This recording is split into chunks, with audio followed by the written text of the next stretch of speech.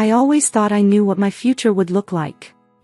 My name's Bella, and not too long ago, I was just another finance major fresh out of college, navigating the twists and turns of the corporate world. Then, Michael came along. He was everything you'd imagine a successful businessman to be: confident, driven, and, well, pretty charming. Our first meeting was almost like a scene out of a movie. I was at a local coffee shop, buried in my laptop, when he walked in. I remember him ordering a coffee and then, with a smooth confidence, taking the seat opposite me. "Sorry, is this seat taken?" he asked, though he was already sitting down. I looked up, a bit annoyed at first. "It is now, isn't it?" I replied, trying to mask my surprise with a bit of sass. He just chuckled. "I'm Michael. And you are?" "Bella," I said, closing my laptop, figuring this could be a more interesting conversation than my spreadsheets. From there, it was like we were drawn into each other's worlds. He told me about his business ventures, and I shared my ambitions in finance. He was impressed, or at least he seemed to be. "You've got a sharp mind, Bella. Ever thought of diving into the business world yourself?" he asked, his eyes locking with mine. I laughed. "And leave the thrilling world of finance? I don't know." He smiled, and that smile would soon become a familiar part of my life. Fast forward a bit, and our casual meetups turned into dates. Before I knew it, I was deeply in love.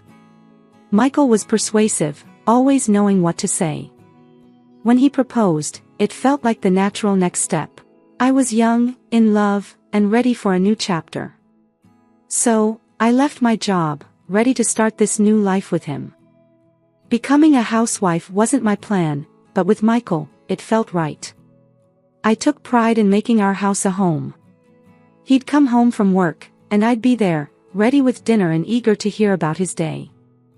"Smells great, Bella. You really know your way around the kitchen," he'd say with a contented sigh. I'd blush and reply, "Well, I have a great teacher, my mom. She always said the way to a man's heart is through his stomach." He'd laugh, kiss me on the forehead, and we'd sit down to eat. Those days were simple and happy. I felt like I had everything I needed: a loving husband and a cozy home.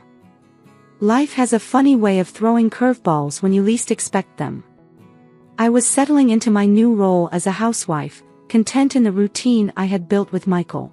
But as time went by, I started noticing changes in him, subtle at first, but they grew harder to ignore. It started with small comments about the meals I cooked. I remember one evening, I had spent hours in the kitchen, trying out a new recipe I thought he'd love. As he took his first bite, I watched eagerly for his reaction. "This chicken is a bit dry, don't you think?" he said, barely looking up from his plate. I was taken aback, but I tried to brush it off.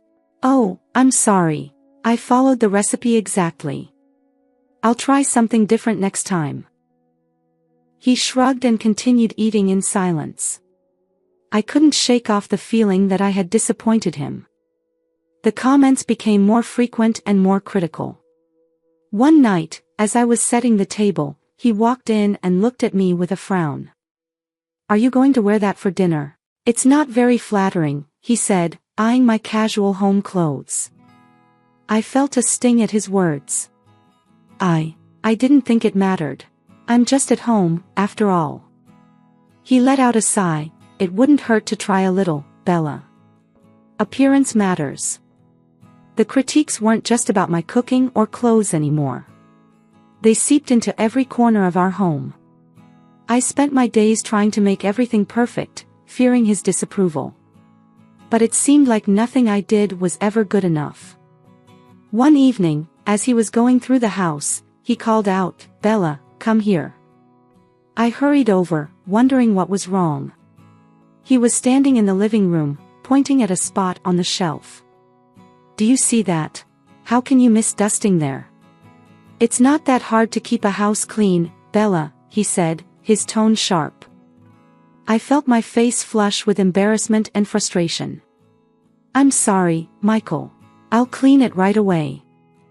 I grabbed the duster and started cleaning, feeling his eyes on me the whole time. It was moments like these that made me start to question everything. Was I really failing at being a good wife? Why was he suddenly so hard to please? As I lay in bed that night, listening to Michael's steady breathing, I couldn't help but wonder where the loving man I married had gone. Amidst the growing unease at home, a sliver of hope appeared. I stumbled upon a job opening in a finance firm. It was like a light at the end of a long, dark tunnel. I remembered my days before becoming a housewife, the thrill of working in finance. I thought, why not, and applied. To my surprise, I got called for an interview. The interview day felt like a breath of fresh air. I put on my best professional outfit, feeling a part of my old self awaken. The interview went better than I expected. When they told me I was selected, I felt a surge of excitement I hadn't felt in a long time. I couldn't wait to share the news with Michael. I imagined he'd be proud, maybe even happy that I was taking a step towards something I loved. But I was in for a rude awakening. That evening, Michael came home, looking as stern as ever. I greeted him with a smile, the job offer letter in my hand. Michael, I have some great news. I got a job offer. It's in finance, my field. I'm so excited. I said, my voice bubbling with enthusiasm. He looked at me, his expression turning from surprise to annoyance. A job? Why on earth would you need a job? I provide everything here. I was taken aback. But Michael, it's not about money. It's about me doing something I'm passionate about. He scoffed. Passionate? What about your duties here? Who will cook, clean, and take care of the house? I tried to reason with him. I can manage both. It's important to me, Michael. He slammed his briefcase down. No, Bella. I won't have my wife working. You will turn it down. End of discussion. I stood there, stunned, the letter still in my hand. My heart sank as I realized he wasn't the supportive partner I thought he was. Michael, please, try to understand. This means a lot to me, I pleaded. He was unyielding. I've made my decision. You're not taking the job, and that's final. You have your responsibilities here, Bella. The conversation ended there. He walked away, leaving me standing in the middle of the living room, my hopes dashed. I realized then that Michael's control extended beyond the walls of our house. He wanted to dictate my dreams too. Life at home with Michael turned from challenging to unbearable. His criticisms became harsher, and my spirit grew dimmer with each passing day. The joy I once found in managing our home turned into a relentless cycle of trying to meet impossible standards. One evening, Michael came home later than usual. I had prepared his favorite dish, hoping to bring some warmth to the evening. The clock ticked away as the food cooled on the table. When he finally walked through the door, his face was set in a frown. Sorry, I'm late. Work was a nightmare, he grumbled, hanging his coat. I offered a weak smile. It's okay. Dinner's ready. I made your favorite. He sat down, poking at the food with his fork. This is cold. Can't you time the meals better, Bella? I felt a surge of frustration. I can't predict when you'll be home, Michael. I kept it warm as long as I could. He shot me a stern look. That's no excuse. If you managed your time better, this wouldn't happen. I bit my lip, trying to hold back tears. I do my best, Michael. He scoffed.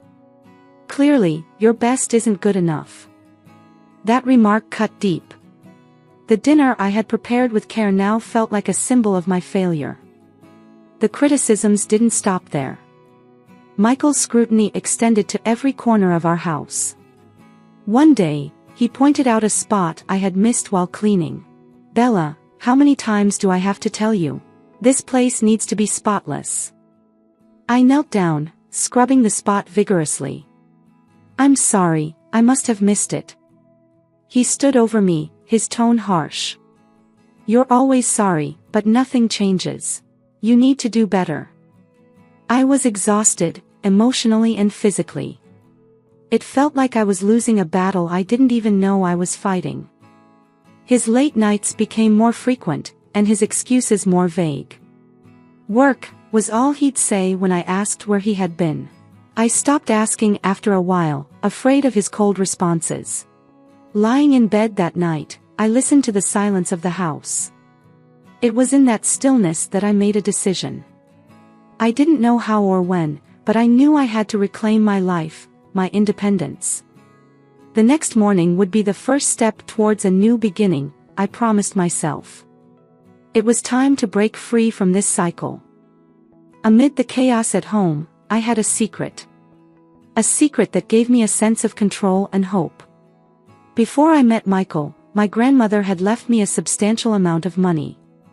Out of respect for her memory and her belief in my financial acumen, I had quietly invested that money. Michael knew nothing about it. This secret was my lifeline, a silent rebellion against the constraints of my life with him. One day, while Michael was at work, I checked my investment portfolio. The stocks I had chosen were performing well, much to my relief and pride. I remember whispering to myself, "You're doing all right, Bella. Better than all right." It was a small victory, but in my world, it meant everything. It was proof that I could make smart decisions, that I had a skill that extended beyond the walls of my house.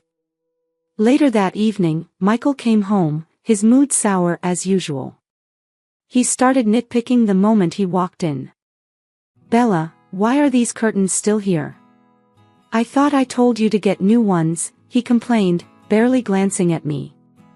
I responded calmly, "I haven't had the chance to go out yet. I'll take care of it soon." He scoffed. "You always have some excuse. It's not that hard to manage a household, you know." I bit my tongue, holding back the retort that was on the tip of my tongue. Instead, I turned my attention back to the dinner preparations, my mind racing. That night, after Michael went to bed, I sat at my computer, looking over my investments again. Each figure on the screen was a testament to my capabilities, a sharp contrast to the doubts Michael tried to plant in me. I started planning more carefully, considering different investment options, researching, and strategizing. It was exhilarating, feeling the gears in my mind turn, unobstructed and efficient. One day, I mustered the courage to broach a financial topic with Michael. It was a risk, but I needed to know where I stood. "Michael, have you thought about investing? It might be a good way to grow our savings," I suggested cautiously during dinner. He looked at me, surprise evident on his face. "Investing? What do you know about investing?" I tried to keep my tone light. "Well, I've read a bit. It's interesting, and it could be beneficial." He laughed, a cold, dismissive sound. "Let me handle the finances, Bella. That's not something you need to worry your pretty little head about." His words stung, but they also fueled a quiet determination within me. I didn't argue, just nodded and changed the subject. As the days rolled on, my patience and resilience wore thin under the constant strain of Michael's criticisms. The house that once felt like a sanctuary now felt like a prison, with Michael as the unrelenting warden. It was a typical evening, but what transpired would mark the turning point in my life with Michael. I had spent the day cleaning and cooking, trying to ensure everything was perfect to avoid any conflict. Michael arrived home late, as had become his habit. The dinner I prepared was still warm, but I could feel the tension in the air as he walked in. "Evening," I said, trying to sound cheerful. "Dinner is ready." He didn't respond, just grunted and sat down at the table. I served him his plate, hoping for a peaceful meal. He poked at the food with his fork, his face growing more discontented. "This is what you call dinner? It's tasteless," he snapped, pushing the plate away. I felt my heart sink. I followed the recipe exactly, Michael. I thought you'd like it. He glared at me, his voice rising. You thought wrong, then. Can't you do anything right? I tried to hold back my frustration. I'm trying my best, Michael. I really am. He scoffed, your best. This is pathetic. Then his face was twisted with anger. He grabbed a handful of spaghetti and threw it at me. The hot pasta and sauce hit my face and clothes, a painful and humiliating moment. I stood there in shock, my face stinging from the sauce. Michael just sat there, looking at me with contempt. Clean this mess up, he ordered, standing up from the table. I didn't move, still processing what had just happened. This was too much. The hurt, the humiliation, it all came crashing down on me. Michael, how could you? I managed to say, my voice trembling. He didn't even have the decency to look remorseful. Just clean it up, Bella. I'm going to bed. With that, he left me there, standing in a room splattered with spaghetti, my dignity in tatters. I slowly started to clean up, the tears I had been holding back now streaming down my face. That night the events of the evening replayed in my mind. The realization hit me like a ton of bricks. This wasn't love, this was control, disrespect, and humiliation. I couldn't live like this anymore. I refused to be treated like a doormat, to have my spirit crushed under the weight of his temper. Lying there, I knew I had reached my breaking point. I couldn't change Michael, but I could change my situation. I had to make a choice, for my dignity, for my self-respect. I had to leave, to find the strength to start anew, away from the shadow of Michael's tyranny. The morning after the spaghetti incident, I woke up with a resolve stronger than I'd ever felt. I knew I had to leave Michael and this toxic environment. But leaving wasn't just about walking out the door, it was about standing up for myself, about reclaiming my life. After Michael left for work, I made a call to a lawyer. I explained my situation, my voice steady but my hands trembling. The lawyer was understanding and promised to help me with the divorce proceedings. As I packed my bags, I felt a mix of fear and liberation. I was stepping into the unknown, but I knew anything was better than staying here. I left a note for Michael on the kitchen table, simple and to the point. Michael, I can't live like this anymore. I've gone to stay somewhere else. Please don't try to find me. Bella. I took one last look around the house, a place that once held promises of love and happiness, now just a shell of broken dreams. I closed the door behind me, feeling a weight lift off my shoulders.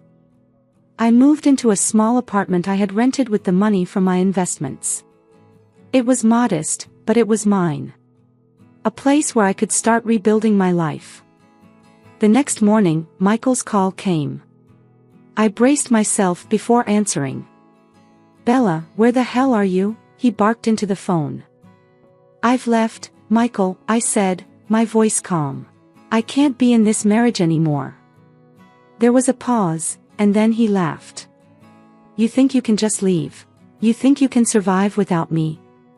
I felt a surge of confidence. I can, and I will. I'm filing for divorce, Michael. His laughter stopped. You'll come crawling back. You need me. I shook my head, even though he couldn't see me. No, Michael, I don't. Goodbye. I hung up the phone, my heart pounding. I had stood up to him, finally. Over the next few weeks, I met with my lawyer regularly, building my case for the divorce. It wasn't easy. There were moments of doubt and fear, but each step forward made me feel stronger, more in control of my life. Michael tried calling a few more times, each call more desperate than the last. But I didn't waver.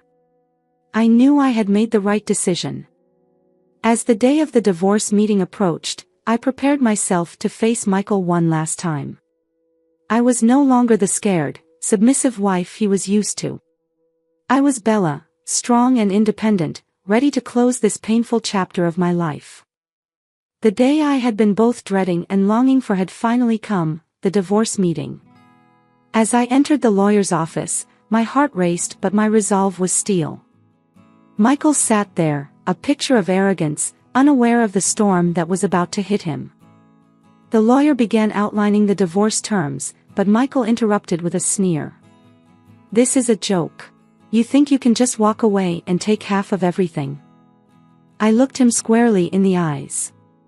"It's not just about walking away, Michael. It's about what I've endured and what you've done." He rolled his eyes. "Oh please, spare me the drama." That's when I pulled out the photos, the concrete evidence of his infidelity, taken by the private investigator I had hired. His smug expression faltered as he looked at them. "Where did you get these?" he hissed. "I hired a private investigator. Thought I should know exactly who I was married to," I replied, my voice steady. Michael's face turned ashen. He tried to speak but faltered as I pushed the recordings across the table, the countless times he had insulted and belittled me. He listened, his face contorting with each word. This isn't what it looks like," he stammered. I cut him off. "Save it, Michael. I've heard enough from you." He suddenly shifted gears, his voice tinged with desperation. "Bella, please. Think about my reputation. We can settle this quietly." I shook my head. "No, Michael. You didn't think about me, our marriage, or your reputation when you did all this." His pleas grew more frantic. "I'll lose everything, Bella. My reputation, my business. Please, I'm begging you." I remained unmoved. "You should have thought about that before. I'm done protecting you." The lawyer finalized the terms, and it was clear that Michael was going to lose much more than just his marriage. He looked defeated, a shell of the man who once thought he controlled everything. As I signed the papers, I felt a sense of empowerment wash over me. I was no longer the woman who tolerated his insults and infidelity. Standing up, I faced Michael one last time. "This is the result of your actions, Michael. You're losing much more than your property and reputation. You're losing someone who once loved you, who you took for granted." Walking out of that office, I felt a weight lifted off me. The sun seemed to shine brighter, the air felt lighter, and I felt freer than I had in years. I had stood up for myself, and in doing so, I had found my strength. This wasn't just the end of a painful chapter, it was the beginning of a new life, my life, on my terms.